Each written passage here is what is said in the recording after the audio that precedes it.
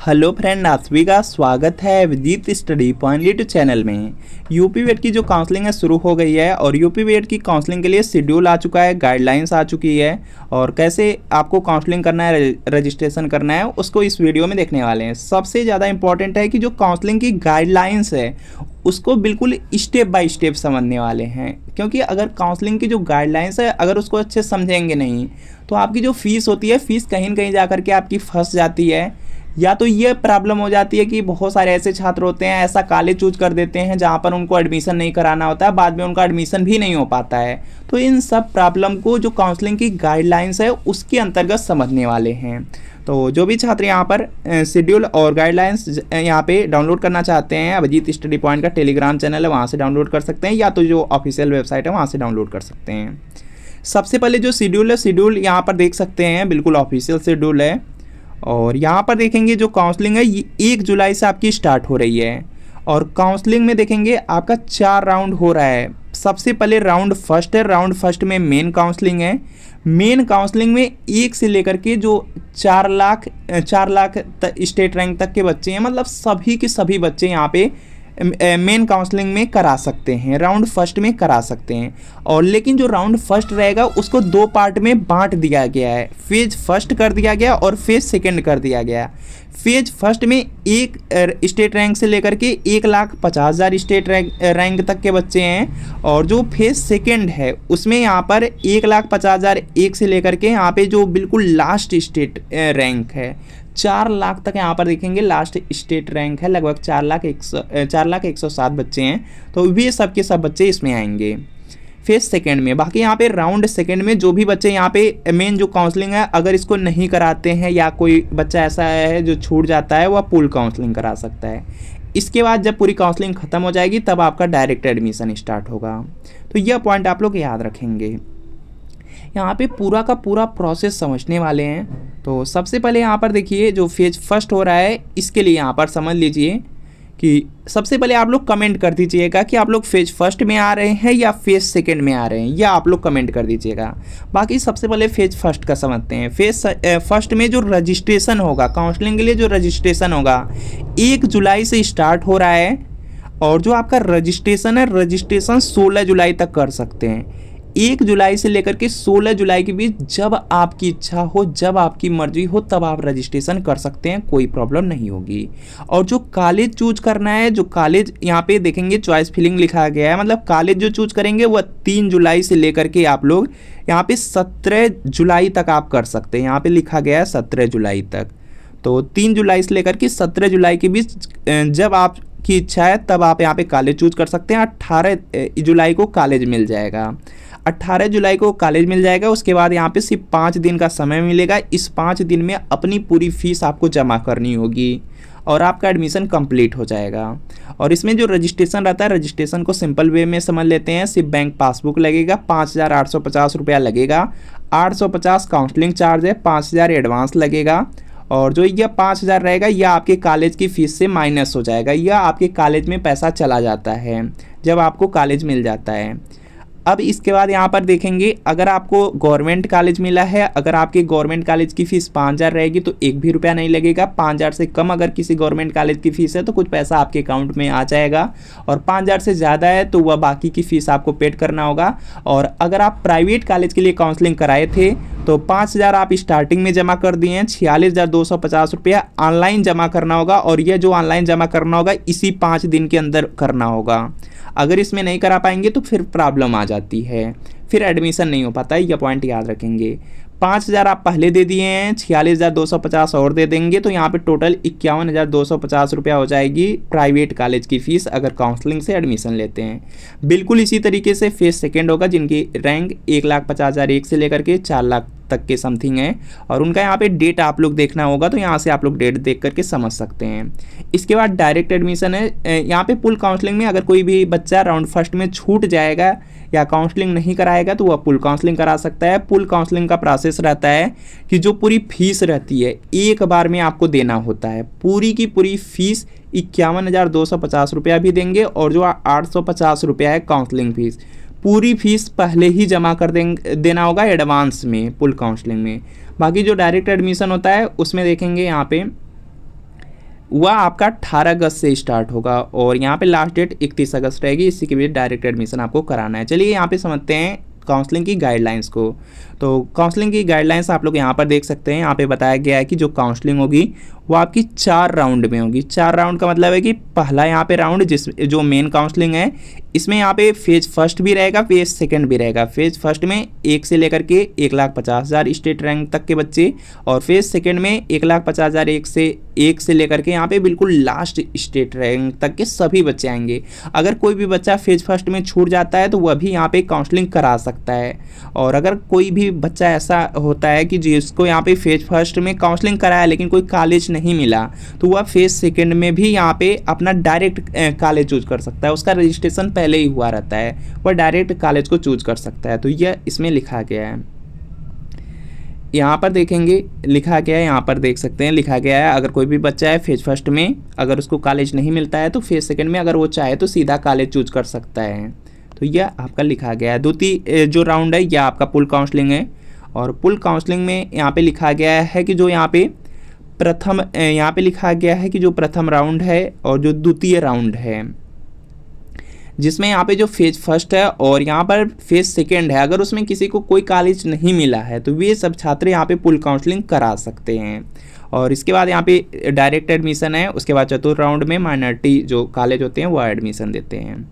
Important चीज़ें देखते हैं तो इसमें वही छात्र यहाँ पे काउंसलिंग से एडमिशन लेंगे या डायरेक्ट एडमिशन वही छात्र लेंगे जो यहाँ पे बीएड एंट्रेंस एग्ज़ाम दिए हैं, जिनका रिजल्ट आया है वही बस दे पाएंगे। और इसके बाद यहाँ पे दिया गया है, यहाँ पे जो भी छात्र यहाँ पे अपेयरिंग में फॉर्म फिल कर दिए थे उनको अपना यहाँ पे जो मार्कशीट होती है 6 सेमेस्टर वाली वह अपलोड करना होगा। और इसके बाद यहाँ पे दिया गया है, एक पॉइंट बताया गया है कि अगर कोई भी स्टूडेंट है उसको क्या करना है, ज़्यादा से ज़्यादा कॉलेज चूज करना है। यह पॉइंट बताया गया है क्योंकि हो सकता है अगर बहुत कम कॉलेज चूज करें तो आपको कोई कॉलेज ना मिल पाए, इसलिए यहाँ पे बताया गया है कि आप ज़्यादा से ज़्यादा चूज कर सकते हैं। लेकिन एक पॉइंट और याद रखेंगे कि वही कॉलेज चूज करिए जहाँ पर एडमिशन कराना है। अगर आपको जिस कॉलेज में एडमिशन नहीं कराना है उसको बिल्कुल मत चूज करिएगा, नहीं तो अगर वो कॉलेज मिल जाता है तो वहीं पर एडमिशन लेना होगा। एडमिशन किसी दूसरे कॉलेज में चेंज नहीं हो पाएगा और उसके बाद की किसी काउंसलिंग में पार्टिसिपेट करेंगे वह हो नहीं पाएगा। तो यह पॉइंट याद रखेंगे। इसके बाद यहाँ पे बताया गया कि काउंसलिंग का जो प्रोसेस रहेगा उसमें जो रजिस्ट्रेशन करेंगे उसमें यहाँ पे बैंक की डिटेल लगेगी। और बैंक की डिटेल इसलिए लगती है कि यहाँ पे देखेंगे जो काउंसलिंग होती है उसमें 5,850 रुपया लगेगा। 5,000 एडवांस लिया जाता है। जो 5,000 रहता है अगर किसी बच्चे को कोई कॉलेज नहीं मिलता है तो यह 5,000 इसी अकाउंट में वापस कर दिया जाता है। तो यह लिखा गया है। बाकी यहाँ पे लिखा गया है कि जो अकाउंट की डिटेल देंगे या तो स्टूडेंट अपनी दे दे या तो अपने माता पिता की दे, इसके अलावा किसी दूसरे की नहीं दे सकता है। इसके बाद देखेंगे यहाँ पे बताया गया है कि यहाँ पे जो भी स्टूडेंट हैं यहाँ पर देखेंगे फर्स्ट राउंड और जो सेकेंड राउंड की काउंसलिंग कराएंगे, अगर उनको कोई कॉलेज नहीं मिलता है तो उनकी जो फीस रहेगी एडवांस वाली फ़ीस वह उसी अकाउंट में जाएगी। इसके बाद देखेंगे नेक्स्ट आपका आ जाता है कि काउंसलिंग के लिए या काउंसलिंग में देखेंगे ये डिटेल लगेगी। जैसे यहाँ पे अकाउंट नंबर लगता है, किसके नाम पे खाता है आईएफएससी कोड है, बैंक का नाम, शाखा, और उसका यहाँ पे जो पासबुक होता है वो अपलोड करना होता है। तो यहाँ पे लिखा गया है। और यहाँ पे लिखा गया है कि जो भी छात्र अपेयरिंग में थे उनको अपना जो मार्कशीट होगा वह अपलोड करना होगा। उनको यहाँ पे 6 सेमेस्टर वाली मार्कशीट अपलोड करना होगा। यह आप लोग यहाँ पे देख सकते हैं। तो सबसे पहले यहाँ पे प्रथम राउंड जो आपका यहाँ पे पहला राउंड है जिसमें फेज फर्स्ट है और फेज सेकंड है उसके लिए बताया गया है, तो उसको समझ लेते हैं। तो सबसे पहले कहा गया कि अभ्यर्थी को अपना जो लॉगिन विवरण होता है, जो यूजर आईडी और पासवर्ड होता है, उसके माध्यम से लॉगिन करना होगा। लॉगिन करने के बाद काउंसलिंग शुल्क और जो अग्रिम शुल्क होता है उसको जमा करना होगा। और रजिस्ट्रेशन की प्रक्रिया में बताया गया है कि टोटल 5,850 रुपया लगेगा। 850 काउंसलिंग चार्ज रहेगा। 5,000 जो रुपया लगेगा वह आपका यहाँ पे एडवांस फीस में लिया जा रहा है और एडवांस फीस सीधे आपके कॉलेज में जाएगी। यहाँ पे लिखा गया है कि अगर आपको कोई कॉलेज नहीं मिलता है तो यह जो 5,000 रुपया रहेगा जो आप यहाँ पे खाता नंबर देंगे, अकाउंट देंगे, उसी में वापस हो जाएगा। और यहाँ पे बताया गया है कि अगर किसी भी छात्र को कोई कॉलेज अलॉट कर दिया जाता है और अगर वह उसमें एडमिशन नहीं ले रहा है और जो वह 5,000 रुपया एडवांस में दिया है वह किसी भी हाल में वापस नहीं किया जाएगा। यह पॉइंट याद रखेंगे। इसके बाद देखेंगे नेक्स्ट आपका लिखा गया है यहाँ पे, अगर किसी भी छात्र को कोई भी कॉलेज अलॉट होता है तो होता है और वह उस कॉलेज में अगर एडमिशन लेता है तो यहाँ पे जो 5,000 एडवांस लगा था उस कॉलेज की जो फीस रहेगी उसमें मैनेज हो जाएगा, तो यह पॉइंट याद रखेंगे। इसके बाद देखेंगे अगर किसी को गवर्नमेंट कॉलेज मिल जाता है और गवर्नमेंट कॉलेज की अगर फीस कम रहती है तो उसकी जो फीस रहेगी जितनी कम रहेगी, जो एक्स्ट्रा हो रहा है 5,000 में देखेंगे कुछ पैसे एक्स्ट्रा हो जाते हैं तो वह एक्स्ट्रा पैसा उसी के अकाउंट में वापस आ जाएगा, यहाँ पे लिखा गया है। और यह जो काउंसलिंग वाला चार्ज का 850 रुपये किसी हाल में वापस नहीं होगा, यह पॉइंट याद रखेंगे। इसके बाद देखेंगे नेक्स्ट दिया गया है, उसके बाद आपको विकल्प भरना है। विकल्प भरने का मतलब है कि कॉलेज को चूज करना है और जो रजिस्ट्रेशन करेंगे वही कॉलेज चूज कर पाएंगे। और चॉइस फिलिंग से पहले अभ्यर्थी को भरे गए विवरण को सत्यापित करना होगा, जो कॉलेज चूज कर रहे हैं उसको कई बार आपको चेक करना होगा, यह लिखा गया है। और इसके बाद यहाँ पे कुछ डिटेल दी गई हैं, उसको समझ लीजिए। अगर कोई भी छात्र यहाँ पे फॉर्म फिलअप कर रहा था, अगर उसमें जो लिंग है जेंडर है गलती हो गई है उसको सुधार कर सकता है, यह पॉइंट लिखा गया है। और काउंसलिंग के लिए जो भी रजिस्ट्रेशन किए रहेंगे बच्चे अपने पसंद के कॉलेज को चूज कर पाएंगे और जितने चाहें वह कॉलेज चूज कर सकते हैं। अगर सिर्फ आपको गवर्नमेंट चाहिए सिर्फ गवर्नमेंट चूज करिए, अगर आपको गवर्नमेंट चाहिए लेकिन आपको लगता है कि आपकी स्टेट रैंक ज़्यादा है तो स्टार्टिंग में गवर्नमेंट चूज कर दीजिए, लास्ट में प्राइवेट कर दीजिए। अगर आपको सिर्फ किसी प्राइवेट कॉलेज में ही एडमिशन लेना है तो सिर्फ उन्हीं प्राइवेट कॉलेज को ही चूज कर दीजिएगा, तो यह प्रोसेस है। बाकी यहाँ पे दिया गया है यहाँ पे। इसके बाद देखेंगे यहाँ पे लिखा गया है कि जो कॉलेज आप जब चूज कर रहे होंगे उस समय आगे पीछे कॉलेज को कर पाएंगे, जब तक आप यहाँ पे लॉक नहीं करेंगे तब तक आगे पीछे कर सकते हैं कॉलेज। और कॉलेज आपको प्रेफरेंस वाइज मिलेगा, जो स्टार्टिंग में चूज करेंगे जो पहले नंबर में पर चूज करेंगे सबसे पहले वह अलॉट होगा, अगर उसमें सीट रहेगी तो वही मिलेगा। उसके बाद दूसरा है तो दूसरा मिलेगा, अगर दूसरे में भी सीट नहीं है तो तीसरा मिलेगा, तो इस तरह से आपका चलता रहता है, तो यह पॉइंट याद रखेंगे। और अगर स्टार्टिंग में गवर्नमेंट करते हैं लास्ट में प्राइवेट करते हैं तो पहले गवर्नमेंट में चेक होगा, अगर गवर्नमेंट में सीट रहेगी तो गवर्नमेंट ही मिलेगा, तो यह पॉइंट याद रखेंगे। इसके बाद यहाँ पर देख सकते हैं यहाँ पे उसमें देखेंगे जब आप कॉलेज चूज करेंगे तो सेव करने का ऑप्शन रहता है, सेव कर देंगे तो आप दोबारा अगर अपना मान लीजिए फिर से आप कॉलेज चूज करना है तो वह सेव रहेगा डाटा, लेकिन अगर उसको फाइनल लॉक कर देंगे तो फिर चेंज नहीं कर पाते हैं, तो उसको सेव करके 1-2 दिन के लिए छोड़ सकते हैं। अगर एक बार में नहीं करना है, बार बार आपको सोचना विचारना है किस कॉलेज में एडमिशन लेना है, तो उसको सिर्फ सेव करके छोड़ सकते हैं, तो यह लिखा गया है। बाकी कॉलेज प्रेफरेंस वाइज दीजिएगा। और इसके बाद यहाँ पर देखेंगे कॉलेज आपको मिल जाएगा, कॉलेज आवंटन लिखा गया है। और जो कॉलेज का आवंटन होगा मतलब कॉलेज मिलेगा वह आपकी स्टेट रैंक के अकॉर्डिंग मिलेगा, यह पॉइंट याद रखेंगे। और जो प्रेफरेंस देंगे उसी के यहाँ पे अनुसार मिलेगा। बाकी यहाँ पे जो भी कॉलेज रहते हैं गवर्नमेंट कॉलेज रहते हैं उसमें यहाँ पे जो आपकी कास्ट हो गया, कास्ट का भी इफेक्ट पड़ेगा, यह लिखा गया है। और इसके बाद यहाँ पर देखेंगे जो कॉलेज आपको अलॉटमेंट होगा उसी वेबसाइट पर ही शो होगा। बाकी EWS का अगर यूज किए रहेंगे तो उसका भी बेनिफिट मिलेगा। बाकी यहाँ पे जो भी कैटेगरी जिसकी जिसकी रहेगी उसका बेनिफिट मिलेगा। उसके बाद देखेंगे लास्ट में आपको यहाँ पे अपना यहाँ पे कंफर्मेशन करना होता है और अलॉटमेंट लेटर डाउनलोड करना होता है। तो इसके लिए क्या करेंगे, जब कॉलेज मिल जाएगा तो उसमें एक एक्सेप्ट का बटन आता है कि आपको उस कॉलेज में एडमिशन लेना है, एक्सेप्ट करेंगे। और जो यहाँ पे फीस रहेगी, जो बाकी की फ़ीस रहेगी वह आपको पेड करना होता है। जब आप पेड कर देंगे तब अलॉटमेंट लेटर फाइनल वाला डाउनलोड होगा, उसको फिर कॉलेज में लेकर जाना होता है और जो कॉलेज आपको मिला रहेगा उसमें जाएंगे और अपना रिपोर्ट करेंगे। रिपोर्ट करने के लिए यहाँ पे बताया गया है कि उस कॉलेज को जो भी यहाँ पे टीचर रहेंगे, प्रधानाचार्य रहेंगे, वो आपका जो ओरिजिनल डॉक्यूमेंट होता है उसको चेक करेंगे। और यहाँ पे बताया गया है कि यहाँ पे जो बुंदेलखंड विश्वविद्यालय है उससे जो आपको अलॉटमेंट लेटर मिलेगा वह आपको के पास होना चाहिए जब रिपोर्ट करने जाएंगे।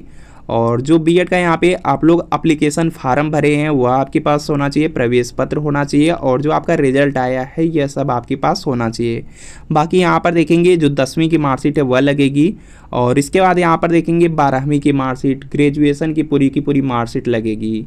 तो ओरिजिनल तो दिखाने के लिए लेकर जाना होगा, बाकी जो उसकी 2 कॉपी होगी कॉलेज में जमा करना होगा, तो यह सब आपका लगेगा। बाकी यहाँ पे अगर यूपी से रहेंगे तो आपका जो जात प्रमाण पत्र है वह लगेगा, और यहाँ पर देखेंगे आधार कार्ड भी लगेगा और फोटो 2 लगेगी। बाकी यहाँ पे जितनी भी रेसिप्ट आपकी निकलती हैं सब रेसिप्ट आप लोग लेकर जाएंगे, इतना रहेगा तो आप कॉलेज में रिपोर्ट कर पाएंगे। बाकी के जो डॉक्यूमेंट होते हैं वो बाद में आराम से जमा कर पाएंगे, बाकी इतना है तो रिपोर्ट कर लेंगे।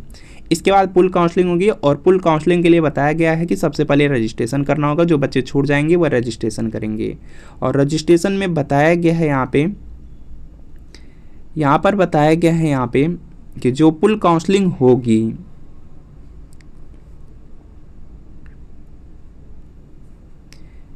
यहाँ पर देखेंगे जो पुल काउंसलिंग होगी उसमें टोटल आपको यहाँ पर लिखा गया 52,100 रुपया जमा करना होगा। इसमें देखेंगे 51,200 रुपया तो आपकी कॉलेज की फ़ीस है, 850 रुपया काउंसलिंग चार्ज है। आप जब यहाँ पे मेन काउंसलिंग करेंगे, राउंड फर्स्ट वाली करेंगे, तो उसमें देखेंगे सिर्फ 5,850 रुपया स्टार्टिंग में लग रहा था, और जो 46,250 रुपया प्राइवेट कॉलेज वाली फ़ीस थी उसको बाद में देना था। लेकिन जब आप पुल काउंसलिंग कराएंगे जिसमें छूट जाते हैं बच्चे, उसमें कराएंगे तो पहले ही पूरा 52,100 रुपया आपको देना होगा। यह पॉइंट आप लोग याद रख लेंगे। बाकी यहाँ पर देख सकते हैं इसमें भी कॉलेज मिलेगा, अगर कॉलेज कोई नहीं मिलेगा तो पैसा वापस हो जाएगा, यह लिखा गया है। और इसमें भी बिल्कुल सेम तरीका है, वही रजिस्ट्रेशन करेंगे, रजिस्ट्रेशन में पूरी फीस दे देंगे, और उसके बाद यहाँ पे कॉलेज मिल जाएगा। कॉलेज मिलने के बाद उसी तरीके से एक्सेप्ट करेंगे, और यहाँ पे जो अलॉटमेंट लेटर है उसको डाउनलोड करेंगे, कॉलेज में जाएंगे, एडमिशन करा लेंगे। और इसके बाद यहाँ पर देखेंगे डायरेक्ट एडमिशन लिखा गया है। डायरेक्ट एडमिशन को देख लेते हैं। केवल वही अभ्यर्थी काउंसलिंग के इस दौर में भाग ले सकते हैं जिनके पास वैध राज्य रैंक है, मतलब जिनका रिजल्ट आया हुआ है स्टेट रैंक, जिनका स्कोर कार्ड आया हुआ है, या जो बीएड एंट्रेंस एग्जाम दिए थे वही यहाँ पे डायरेक्ट एडमिशन ले पाएंगे। और डायरेक्ट एडमिशन के लिए बताया गया है कि यहाँ पे अभ्यर्थी संबंधित विद्यालय में उपस्थित होकर के, मतलब डायरेक्ट कॉलेज से ही डायरेक्ट एडमिशन होता है। और इसके बाद यहाँ पे बताया गया है जो छात्र अगर काउंसलिंग कराए हैं और अगर आप काउंसलिंग कराए हैं, चाहे आप मेन काउंसलिंग कराए या पुल काउंसलिंग कराए, अगर आपको कोई कॉलेज नहीं मिला है तब आप यहाँ पे डायरेक्ट एडमिशन करा सकते हैं। इसके अलावा वे भी छात्र करा सकते हैं जो यहाँ पे पहली काउंसलिंग कराए और उनको किसी कॉलेज में एडमिशन नहीं मिला, या तो वे भी छात्र करा सकते हैं जो पुल काउंसलिंग कराए कोई कॉलेज नहीं मिला, या तो वे छात्र डायरेक्ट एडमिशन करा सकते हैं जिन्होंने कोई काउंसलिंग ही नहीं कराया। तो डायरेक्ट एडमिशन में वे छात्र लगभग ज़्यादा रहते हैं जो कोई काउंसलिंग ही नहीं कराते हैं। जो काउंसलिंग नहीं कराते हैं, अपने काउंसलिंग नहीं करते हैं, उनकी कॉलेज वाले काउंसलिंग करेंगे डायरेक्ट एडमिशन में, तो वे सब छात्र यहाँ पे डायरेक्ट एडमिशन ले सकते हैं। बाकी डायरेक्ट एडमिशन में बताया गया है कि जो कॉलेज वाले रहेंगे वो अपना लॉगिन करते हैं, लॉगिन करने के बाद जो छात्र का यहाँ पे रजिस्ट्रेशन नंबर आता है, रजिस्ट्रेशन नंबर लेते हैं, और जो यहाँ पे छात्र का यहाँ पे मोबाइल नंबर रहेगा उसी पर एक OTP जाती है, वह OTP बताना होता है और कॉलेज में एडमिशन हो जाता है। और कॉलेज वाले यहाँ पे 850 रुपया लेंगे, काउंसलिंग चार्ज का लेंगे, बाकी अपनी जो पूरी फीस रहेगी वह आपसे लेंगे। कॉलेज वाले अपने अकॉर्डिंग कम ज़्यादा कर सकते हैं डायरेक्ट एडमिशन में, और करते हैं। इसके बाद चौथा राउंड है जिसमें अल्पसंख्यक वाले बच्चे आ जाते हैं और वह अपना यहाँ पे कराते हैं। तो यह पूरा का पूरा प्रोसेस हो गया। बाकी इससे रिलेटेड कोई डाउट हो तो आप लोग कमेंट कर सकते हैं। तो समझ चुके हैं कि जो पहला राउंड है उसमें फेज़ फर्स्ट फेज़ सेकंड होगा, और उसके लिए यहाँ पे पूरा 5,850 रुपये आपको जमा करना है और रजिस्ट्रेशन कर लेना है, कॉलेज चूज कर लेना है, और उसके बाद कॉलेज मिल जाएगा, कॉलेज में रिपोर्ट कर लीजिए। उसके बाद देखेंगे दूसरा आपका होता है यहाँ पे पुल काउंसलिंग, और जो पुल काउंसलिंग है उसमें भी सेम प्रोसेस रहेगा, लेकिन जो यहाँ पे एडवांस फीस रहती है उसमें पूरा पैसा आपको देना होता है। काउंसलिंग चार्ज भी देना होगा, और जो यहाँ पे मेन फीस होती है मेन फीस भी देना होता है, पूरा 52,100 रुपया एक बार में देना होता है। और उसके बाद आप लोग कॉलेज चूज करते हैं, कॉलेज मिलता है तो उसमें रिपोर्ट करते हैं। इसके बाद होता है डायरेक्ट एडमिशन। डायरेक्ट एडमिशन में काउंसलिंग चार्ज होता है, बाकी जो भी कॉलेज में जाएंगे वहाँ पे सीट होनी चाहिए और वहाँ पे बात करके आप लोग एडमिशन लेते हैं। और यहाँ पर देखेंगे अगर आपको डायरेक्ट एडमिशन कराना है तो काफ़ी बेस्ट रहता है डायरेक्ट एडमिशन। और इसमें देखेंगे पूरे जो 2 साल की फ़ीस लगती है, अगर काउंसलिंग से लेंगे तो उसमें बहुत ज़्यादा 81,250 रुपया लग जाता है 2 साल में, लेकिन अगर आप डायरेक्ट एडमिशन कराएंगे तो बहुत कम में आपका हो जाएगा। यहाँ पे 2 साल की फीस 53,000 रुपया है और यह डॉक्टर भीमराव अंबेडकर यूनिवर्सिटी आगरा की है और मैनपुरी में कॉलेज रहेगा। कॉलेज की तरफ से रहने की सुविधा है, बाकी एनसीटी अप्रूव्ड है। और यहाँ पर देखेंगे प्रैक्टिकल फीस हो गया, एग्जामिनेशन फीस, टीचिंग फीस, कोई भी एक्स्ट्रा चार्ज नहीं लगेगा। इंस्टॉलमेंट में आप यहाँ पे जमा कर पाएंगे। इसके लिए सीट बुकिंग करनी होगी। सीट बुकिंग करने के लिए 5,000 रुपये आपको पहले जमा करना होगा। बाकी यहाँ पे इंस्टॉलमेंट में अपनी जो पूरी फीस है जमा कर पाएंगे और टोटल जो आपको फीस बताया जा रहा है वही लगेगी। और इसी तरीके से यहाँ पे बुंदेलखंड यूनिवर्सिटी है, झांसी की है और इसमें पूरे 2 साल की फीस 58,000 रुपया है। कॉलेज की तरफ से रहने की सुविधा, कॉलेज एनसीटी अप्रूव्ड और कोई भी एक्स्ट्रा चार्ज नहीं लगेगा। इंस्टॉलमेंट में आप पैसा जमा कर सकते हैं और यहाँ पे पूरा यहाँ पे देख सकते हैं। बाकी अगर आपको सीट बुक करानी है तो इस नंबर पर आप कॉल या व्हाट्सअप कर लीजिए और सभी को बेस्ट आप लग। कोई डाउट हो कमेंट कर लीजिए। तो मिलते हैं फ्रेंड आपसे नेक्स्ट